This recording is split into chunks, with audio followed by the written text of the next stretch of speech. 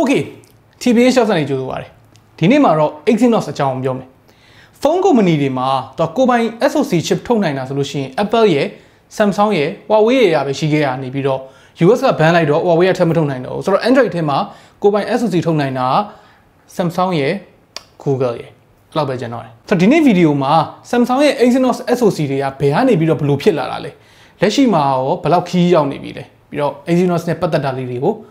နည်းပြပြမယ်တော်တော်များများမေးကြတယ်မေးခွန်းပေါ့နော်လက်ရှိ Android SOC တွေထဲမှာအကောင်းဆုံးလို့ပြောရမယ်ဒီ Snapdragon တွေနဲ့ရှင်ရောဘယ်လိုနေလဲ I need awesome screen. Why?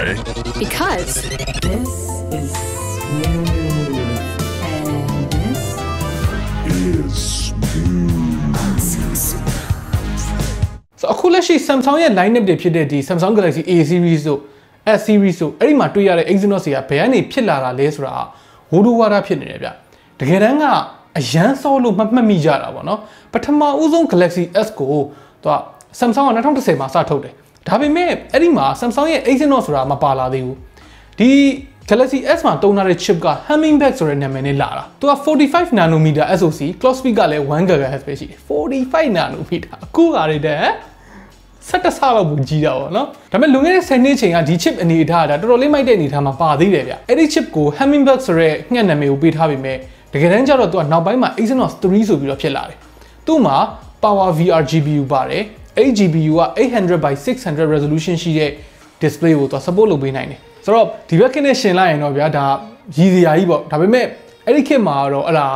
ဆရာကြီးပဲလူမိုက်ပေါ့နော်မိုက်တယ်ပေါ့ဒီ phone display တွေကလည်းအခုခေတ်လောက်အကြီးကြီးတွေမဟုတ်သေးဘူးဗျာဆိုတော့ Samsung ရဲ့ပထမဦးဆုံး flagship SoC ကိုပြောပါဆိုရင်တော့ Exynos 4210 Dual လို့ပြောရမယ်သူက Dual core တွေပထမဆုံးစထွက်လာတဲ့အချိန်မှာထွက်လာတာပေါ့နော်အဲဒါကြောင့်နာမည်လည်း Dual ဖြစ်နေတယ်45 nanometer process နဲ့လာတယ် display resolution က 1440 by 900 အထိ support လုပ်တယ် Meizu ရဲ့ပထမဦးဆုံးဖုန်းဖြစ်တဲ့ Meizu 1X ဆိုတဲ့ဖုန်းမှာဒီကောင်သုံးထားတယ်ထူးဆန်းတာလေဆိုတော့2012လောက်မှာ quad-core CPU တွေစပြီးတော့ခေတ်စားလာတယ်ပေါ့နော်အဲ့ဒီအချိန်မှာ Samsung ရဲ့ flagship ထဲမှာလူကြိုက်အများများတဲ့ Galaxy S3 ကို Exynos 4412 quad-core SoC နဲ့ပွဲထုတ်လာတယ် CPU clock ကလည်းအရင်ကထက်ပိုမြန်လာတယ် GPU တော့သူတို့အရင်နှစ်ကသုံးထားတဲ့ Mali 400 MB4 ဆိုတဲ့ GPU သုံးထားတယ်ဒါပေမဲ့အဲ့ဒီခေတ်က mobile game တွေက casual game တွေလား Fruit Ninja တို့ဘာတို့ဗျာသိလားဘာညာခုတ်မယ်ထည့်မယ်အဲ့လောက်ပဲဆိုတော့ဘယ်သူမှတော့ complain အရင်တက်ခဲ့ကြမှာမဟုတ်ဘူးအထူးသဖြင့်မြန်မာနိုင်ငံလူတွေပေါ့နော်အဲ့ဒီခေတ်တုန်းက press to performance war ဆိုတာမရှိသေးဘူး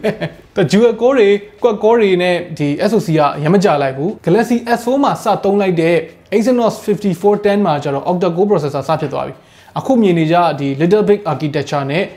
ခက်စင်စင် approach ကိုသုံးလာတယ်ပြောရမယ်ဆိုလို့ရှိရင် big core အတွက်က၄လုံး performance ပေါ့နော် small core အတွက်က efficiency အတွက်၄လုံးပြဿနာက Exynos 5410မှာအခုခေတ်လိုမျိုး core 8ခုလုံးကို active ဖြစ်အောင်လုပ်ထားနိုင်လို့မရအောင် big core တွေအလုပ်လုပ်နေရင် small core တွေအလုံးမလုပ်ဆိုတော့ outer core ပဲဖြစ်နေတာတစ်ချိန်တည်းမှာ run နိုင်တဲ့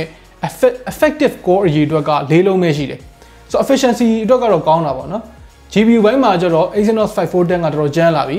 display resolution ကို 2560 by 1600 အထိ support လုပ်နိုင်တယ်။ camera မှာလည်း 1080p 60 fps ရိုက်လာနိုင်ပြီပေါ့နော်။2013နှစ်ကုန်ပိုင်းလောက်မှာကျတော့အပေါ်ကပြဿနာကိုဖြေရှင်းထားတဲ့ Exynos 5420 ဆိုတာကိုထုတ်ပေးလိုက်တယ်။သူ့မှာကျတော့ core 8ခုလုံးကိုတစ်ပြိုင်တည်းအလုပ်လုပ်နိုင်ပြီပေါ့နော်။တကယ် octa core ဖြစ်သွားပြီပေါ့။ဆိုတော့ 64-bit CPU core တွေကိုပထမဆုံးသုံးထားတဲ့ Exynos 5433ကကျတော့2014မှာဒီ Galaxy Note 4မှာစပါတာ။သူက ARM ရဲ့ Cortex A57 core ၄လုံးကိုperformance အတွက်သုံးထားတယ် A53 core လေးလုံးကို efficiency အတွက်သုံးထားတယ်။ရီရတာ selfie camera support မှာ 3.7 megapixel အထိ support ပေးတယ်ပေါ့နော်။တကယ်တမ်းကျတော့အဲ့ဒီခေတ်က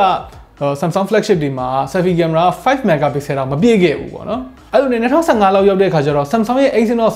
5420 ဆိုတဲ့ကောင်က best Android processor of the year ဖြစ်ခဲ့ဘူးတယ်။ Qualcomm တွေ MediaTek တွေ Huawei တွေအဲ့ကောင်တွေကိုကြော်တက်ပြီးတော့ဘူဆွဲခဲ့တာပေါ့ octa core 14 nanometer SoC ကိုမှသူက 4K resolution support ရတယ် UFS 2.0 support လည်းပါလာပြီ rear camera မှာလည်း20 megapixel support ပေးတဲ့အပြင် selfie မှာလည်း8 megapixel ထိရတယ် 4K 30 fps ကို H.265 HEVC နဲ့ရိုက်လို့ရလာတယ်သူ့ support ပေးတာက Galaxy 6 series ပေါ့ S6 series ရဲ့ Galaxy Note 5 ရဲ့အဲ့ဒီတုန်းကအတူတူထွက်တဲ့ Snapdragon 810မှာ heat issue ဖြစ်လို့ဒီကောင်ကဘူဆွဲသွားတာလို့လည်းပြောလို့ရတယ်ဆိုတော့ Samsung ကတောက်လျှောက်ဒီ ARM CPU တွေကိုသုံးလာတာနေပြီးတော့2016မှာကိုပိုင်ဒီ Mongoose CPU ဆိုတော့ပါထည့်သုံးလာတယ် Exynos 8890 မှာ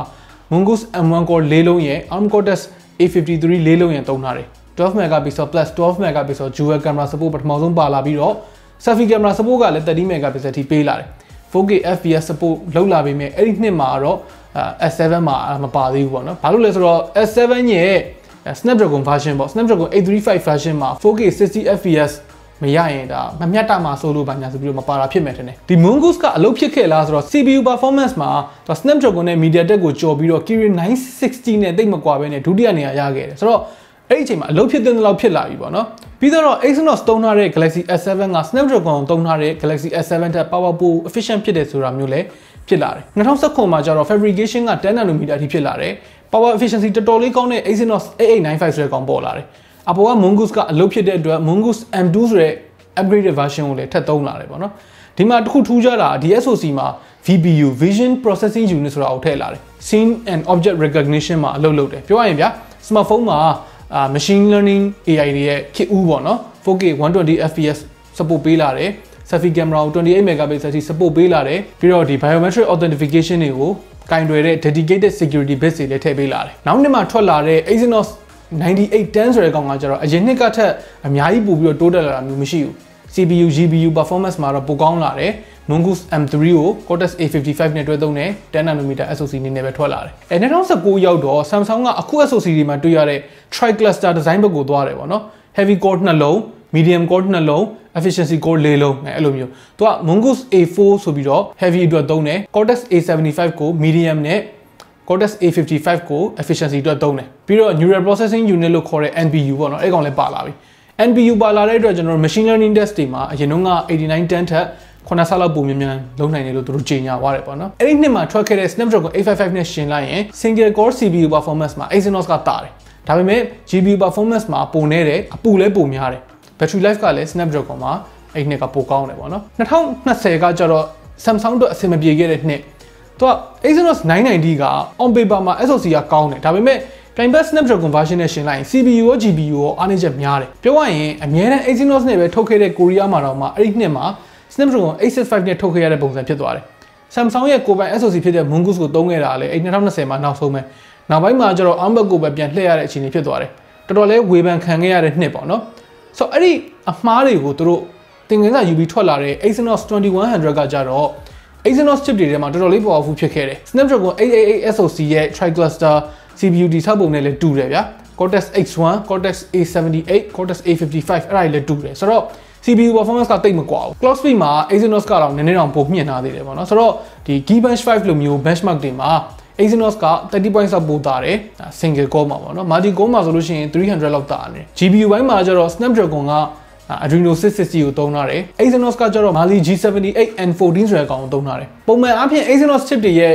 GPU performance က Snapdragon နဲ့ရှင်လို့မရခဲ့ဘူးဒါပေမဲ့ Snapdragon 2100K ရောက်တဲ့အခါမှာ 888 နဲ့ GPU performance ကအရင်ကလောက်မကွာတော့ဘူး gap ကသေးလာတယ်ပေါ့နော်ဆိုတော့လက်ရှိအချိန်မှာ Samsung ရဲ့အကောင်းဆုံး flagship SoC ဆိုတာကြတော့ Exynos 2200ဟိုးရင်နှစ်တွေက Snapdragon SoC တွေကဒီ Exynos တွေထက် performance ပိုတိတိကျကျကောင်းလို့ရှိတယ်ဒါပေမဲ့ဒီနှစ်ထွက်ခဲ့တဲ့ Snapdragon 8 Gen 1ကကြတော့ CPU clock speed ပိုမြန်တာလွယ်လို့ရှိရင် Samsung ရဲ့ 4 nanometer fabrication ကိုပဲသုံးထားတာဖြစ်တဲ့အတွက် CPU performance မှာအတူတူနီးပါးပဲGPU မှာကျတော့အရင်ကလိုမျိုးဒီ Mali တွေမဟုတ်တော့ဘဲနဲ့ AMD ရဲ့ RDNA 2 architecture ပေါ်မှာလုပ်ထားတဲ့ Eclipse 920ဆိုတဲ့ကောင်သုံးထားတယ်။ Qualcomm ကကျတော့ Adreno 730သုံးတယ်။ဆိုတော့ 3D Mark Wildlife GPU test တွေပါတယ်မှာဆိုလို့ရှိရင် Exynos 2200က 41 fps ရတယ်။ Snapdragon 8 Gen 1က 48 fps ရတယ်။ဆိုတော့ GPU performance က Snapdragon က 20% လောက်ကိုပိုကောင်းနေသေးတယ်။ဆိုတော့ RDNA 2 architecture ဒီမှာကောင်းကောင်းအလုပ်မဖြစ်သေးတာလားအဲ့ဒါတော့မပြောတတ်ဘူးပေါ့နော်။ဆိုတော့ခုနကပြောသွားတာတွေကကျတော့ Exynos ရဲ့ flagship SoC တွေအကြောင်းbudget to mirage SoC တွေဘက်ကိုတစ်ချက်လှည့်ကြည့်အောင် mirage တွေမှာဆိုရင်2020တုန်းက Exynos 800 series နှစ်ခုထွက်တယ်2021မှာ budget to mirage SoC တွေမထွက်လာဘူးပေါ့နော်အခုလည်းတလောထွက်တဲ့ A series phone တွေမှာကျတော့ဒီနှစ်က Exynos 1280ဆိုတဲ့ကောင်ကိုသုံးတယ်သူက 5G support ပေးတယ် graphical performance efficiency ကိုဦးစားပေးတယ်5 nanometer architecture ပေါ်မှာသူက Cortex A78 performance core 2 လုံးရဲ့ Cortex A55 efficiency core 6 လုံးပါတယ် GPU မှာကျတော့ARM ရဲ့ Mali G68 ဆိုတဲ့ကောင်သုံးတယ်သူနဲ့ performance တူတာ Snapdragon မှာဆိုလို့ရှိရင် Snapdragon 695လောက်ရှိတယ်ထည့်ထားတဲ့ core တွေတူပေမဲ့1280ကကြတော့ clock speed ပိုများတဲ့အတွက် CPU performance မှာ5 to 10% လောက်ပိုကောင်းတယ် GPU မှာကြတော့ performance က2ဆနီးပါးလောက်ပိုကောင်းတယ်ဆိုတော့ 3D Mark Wildlife မှာ Exynos 1280က 14 fps ရတယ်